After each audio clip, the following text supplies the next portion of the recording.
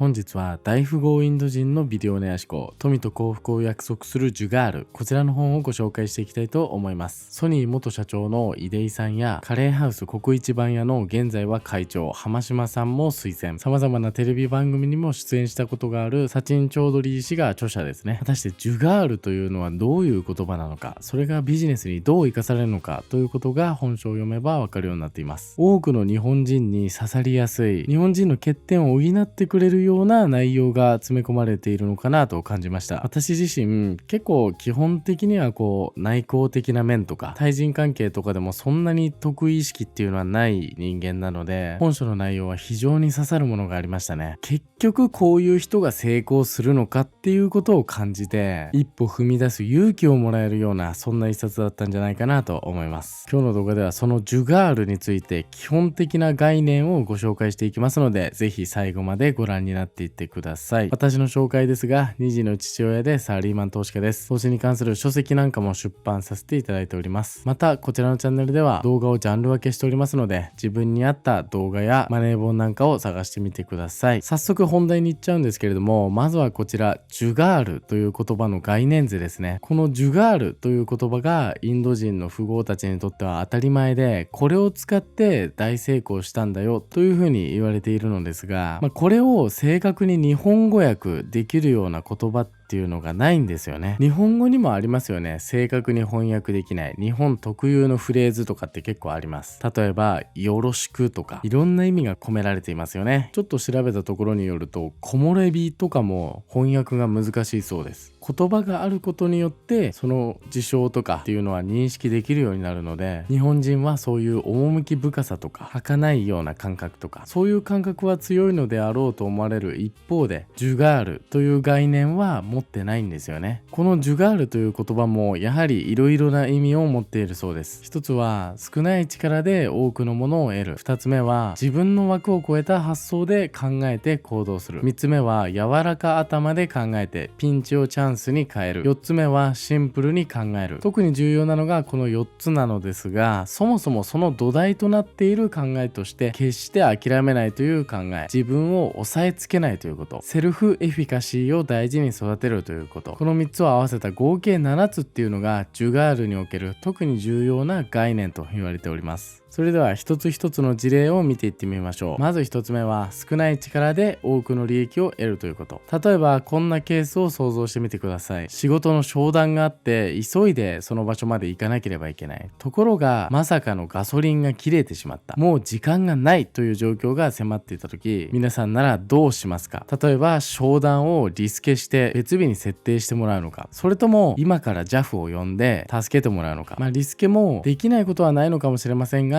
相手には迷惑がかかってしまいますよね。JAF を呼ぶにしても、保険とかでね呼べるようになってるんでしょうけど、時間はかかりますよね。連絡してから到着するまで結構時間かかるはずなんで、そもそも商談に間に合わなくなってくるかもしれません。そうなると時間を変えてもらうとか、結局リスケになってしまいます。こんな時ジュガールを知っているインド人だったらどう考えるかと言いますと、通りがかりの車にガソリンを分けてもらうだそうです。もちろん助けてもらった方にはしっかりと感謝をしてお礼をするというのは大前提なんですけど、この方法っていうのは相手にお願いしますって言いさえすれば商談にも間に合うので、一番理想的な結果を得ることができますし、それにかかる時間も大してかかりませんし、手間も大きくはありません。ただしこれをできる日本人ってどう思いますか？多いと思いますか？少ないと思いますか？僕はなかなかできないんじゃないかと思いますよね。そもそも通りがかりの人ですよ。なかなか声をかけるのに勇気がいるっていう人多いんじゃないでしょうか。相手に申し訳ないなとか遠慮がちな心とかが出てきてね、そんな頼むくらいだったらちゃんと契約してる JAF 呼ぶよみたいな発想になってしまいそうな気がしますけどね、日本人だったら。だけどそうすると商談には絶対間に合わないんですよ。しかももし頼んだとしたら、それこそ相手も日本人ですから全然快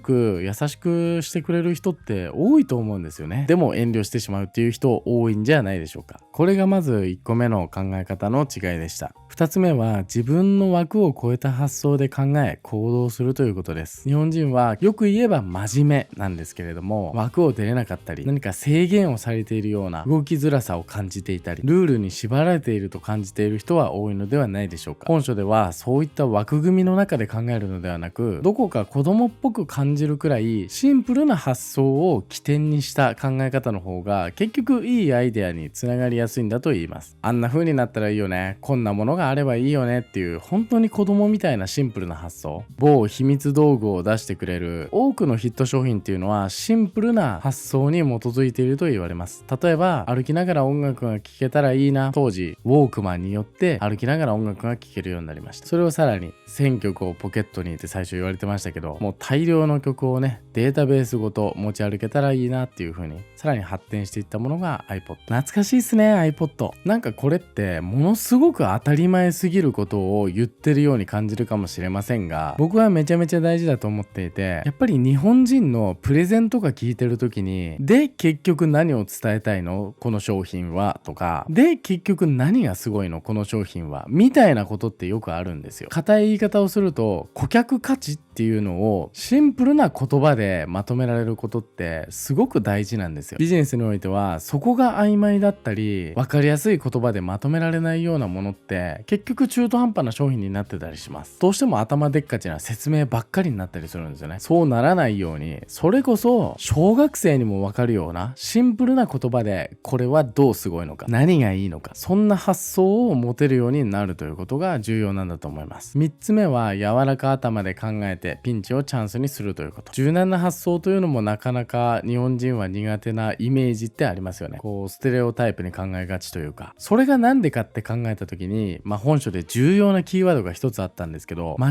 違いや失敗をどこまで受け入れられるかっていうことが頭の柔らかさと大いに関係すると本書は指摘しています。失敗を許容する文化、皆さんの会社でどれぐらいありますか？心理的な安全性ありますか？会議で突飛な発言とかできますかね？うちの会社は正直なかなか難しいし、失敗を怖がってしまう文化っていうのはやっぱり日本の会社の中では結構あったりするんじゃないですかね。自分自身振り返っても特にやっぱり若い頃だな、一番感じてたのは新卒の頃とかが一番あるんですけど、やっぱりすごく萎縮してしまうような現場もありましたよね。そういう悪い意味での緊張感とか失敗を許容できない文化の組織にいると、そんないい発想なんか出るわけないし、アイデアも生まれるわけないんですよね。型にはまった意見しか出てこない。それはやっぱり失敗を許容できない文化だからだと思います。あとは変なプライドがあるばっかりに柔軟な発想ができないということとか、そういうのも結構ありがちです。そうではなく、むしろ失敗してね、そこから学んでいく姿勢が重要なんだと言われております。続いてシンプルに考えるという話です。インド人の方らしく数学の問題が出てきたんですけど、これは何年生ですか？ここの角度は何度でしょうかと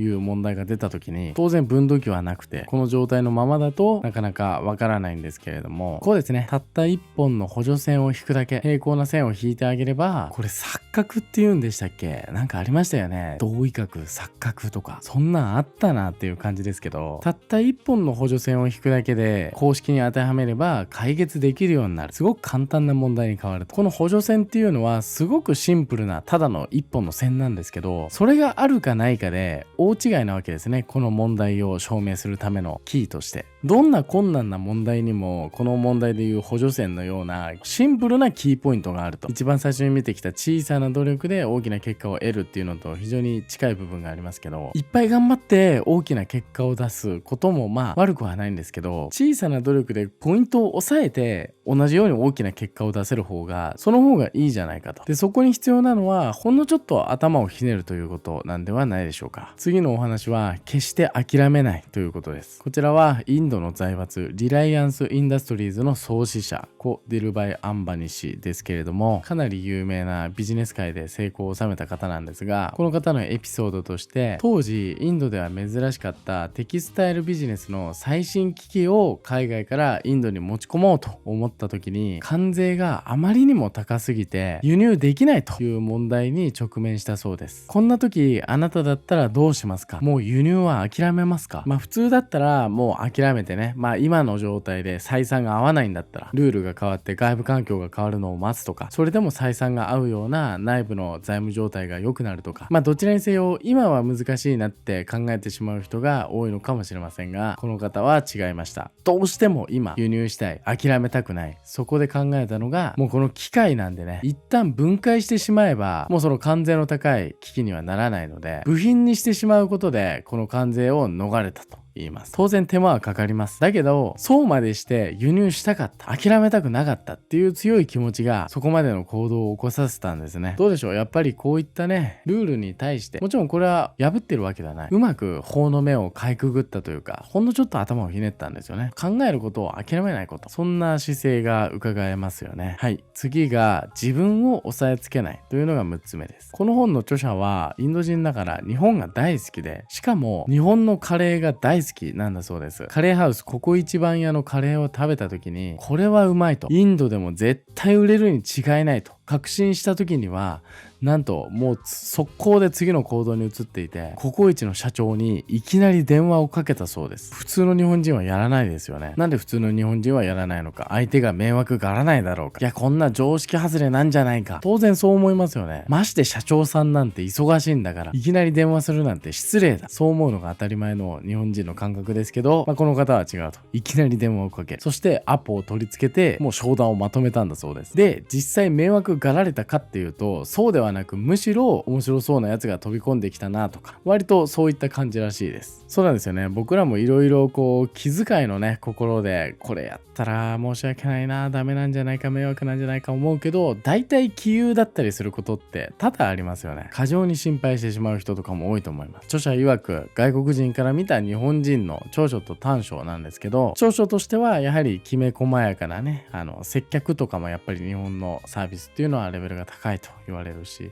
あとおもてなしの心ですとか、こだわりが深い、職人肌なところとか、そういったところも強みなんじゃないかと。その一方で、今日も何度も出てきている遠慮がちでなかなか主張ができなかったりするところありますよね、日本人は。確かにインド人から見たら特にそうなのかもしれません。あとは自分の枠にとらわれやすいとか、意思決定なかなかできないとかね。特にねこの遠慮がちっていうところは僕も共感する部分特にあって、それってやっぱ日本人のきめ細やかな気遣いとか、そういうところと表裏一体になっちゃってるようなところってどうしてもあると思うんですよね。ただそれがよく出てくる部分と悪く出てくる部分があるわけなので、その悪く出てくる部分さえ直せればですね、いいところを残しつつ短所を克服できれば最強のジュガリーになれるんだと著者は語っています。つまり半分ぐらいは最強のジュガリーになれる才能を日本人は持ってるってことです。当然相手へのきめ細やかな気遣いですとか、細部にこだわるとかね、そういったところもジュガリーになるためには必要な要素なので、そこがまず備わっていると。そこにプラスしてこれまで見てきたような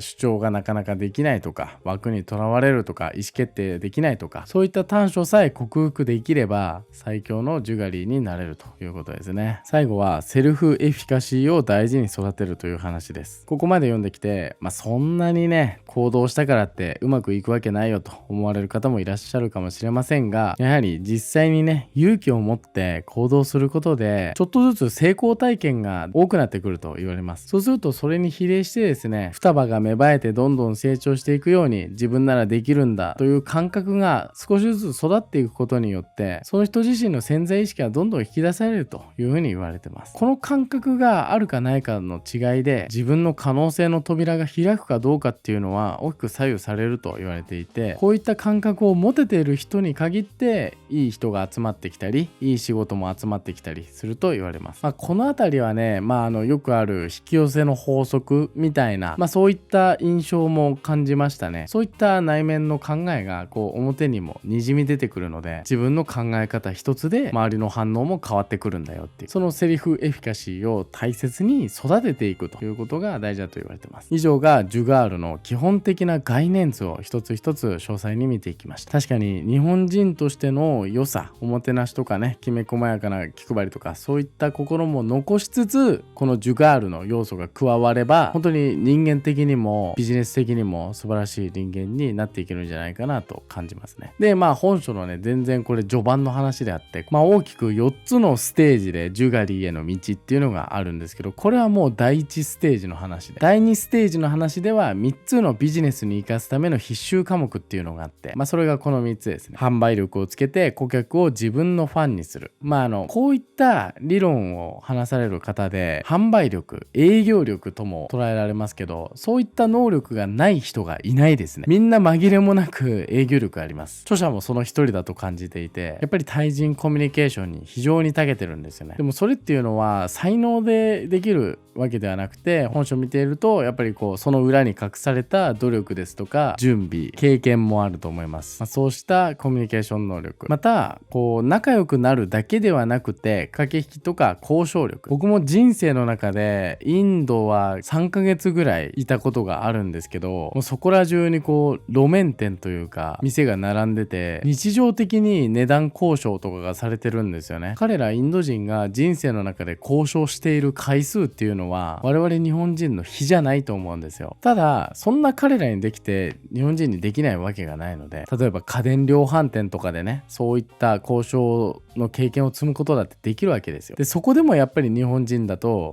貧乏だと思われるんじゃないか、うざい客だと思われるんじゃないか、そういう心って絶対あるんですよ。ただ本書を読んだらそういった気持ち以上に実際に値段交渉してみようっていう気持ちになれる本だと思います。そして即電話即ビジネスのスピード感、これは日本人はやはり遅いと言われます。特に大企業の中で働いてる方とかはそう感じるんじゃないでしょうかね。研究から開発、そして市場に実際に商品化して投入されるまでに年単位でかかりましたってなると、最初の調査の時と市場の状況も変わってたりするし、そんなにコストと時間をかけてやるってリスク高くないって思うんですよね。それよりはもっとアジャイル的な感じで PDCA を回してね、どんどん失敗してもいいから成果物を出していこうっていうスピード感、そういったものが大切なんじゃないかなと感じます。その他にもですね、ジュガリーになるための4つのステップとか、日本人と日本を蘇らせる2つのソリューションだとかがあって、合計4つのステージでジュガリーになるための方法が本書では書かれております。またね、本書はね、結構古い本です。この他にももっと新しい本、著者の本ありますんで、内容結構似てたりもしますので、新しい方がいいなっていう方は新刊読んでもらっても全然同じような内容が学べるんじゃないかなと思います。ただ本質的な部分は変わらないというか、時代が変わっても一番重要な部分っていうのは、変わってないと思いますんで、時の試練に耐えられるような知識、そういったものをインド人大富豪から学べる、そんな一冊でございましたんで、興味があった方はぜひ本書でもいいし、サチン・チョードリー氏の新刊でもいいので、ぜひ読んでみてはいかがでしょうか。というわけで本日のご紹介以上で終わっていきたいと思います。いつも聞いてくれる方はね、気づいたかわからないですけど、僕最強に喉が痛くてですね、今日声がちっちゃめだったと思うんですけど、声もおかしいかな。動画編集ソフトで多少声をね調整したりもするんで、マシにはなるかもしれないですけど、ちょっとね今日はお聞き苦しかったかもしれません。かなり気をつけてはいるつもりなんですけど、どうしてもねやっぱ冬になってくると喉を痛めることは多いですね。本当に加湿器つけてマスクまでして寝るぐらい喉は大切にしてるし、龍角散も常に持ち歩いてるぐらい喉は大事にしてるんですけど、やっぱやるときはやりますね。あと今次男がね同じようにもう咳がひどくて、それが移った可能性も高いですね。季節の変わり目なんで、最近一気に寒くなってきたんでね、皆さんも本当に気をつけてください。あと水分はやっぱり取ること。お医者さんとかもね診断した後一人一人終わった後毎回水飲んで喉を潤してるって言いますね。ウイルス感染しないように。だから冬でもしっかり水分補給をとって喉を潤しておくこと、皆さんもぜひお体にはお気をつけくださいというわけで、本日の動画を終わっていきたいと思います。こちらのチャンネルでは個人の投資とかお金に関する情報を日々発信しておりますので、この動画が面白かったらグッドボタン、コメント、チャンネル登録していただけますと嬉しいです。以上、ご清聴ありがとうございました。